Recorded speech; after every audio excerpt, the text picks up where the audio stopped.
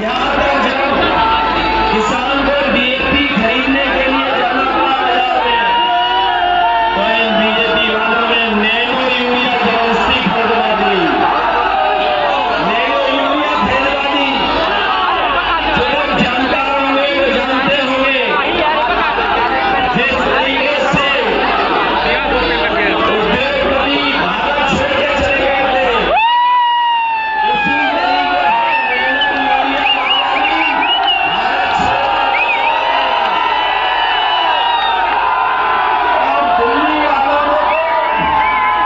दिल्ली से अपना सामान बांट लिया है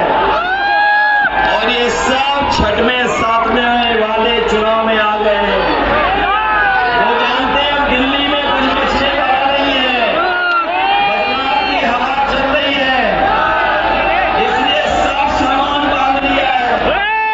और जनता को धोखा दिए थे, इस बार जनता भी उनसे हिसाब किताब करने जा रही है अपने वोट।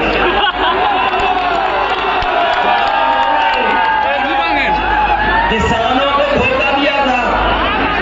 वहीं हमारे नौजवान जानते होंगे कि कोई भी इस सरकार में परीक्षा हुई, हर परीक्षा का पेपर लीक हो गया।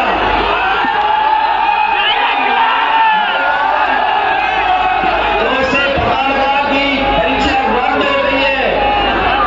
और केवल रद्द नहीं हुई है, लगातार इस सरकार ने जानबूझ करके पेपर लीक कराए और सरकार ने इसलिए पेपर लीक कराए जिससे नौजवानों को नौकरी न देनी पड़ जाए, रोजगार न देना पड़ जाए। मैंने कई मौकों पर कहता हूं कि जो नौजवानों की परीक्षा रद्द हुई है उससे लगभग 60 लाख बच्चे नौकरी से दूर हो गए,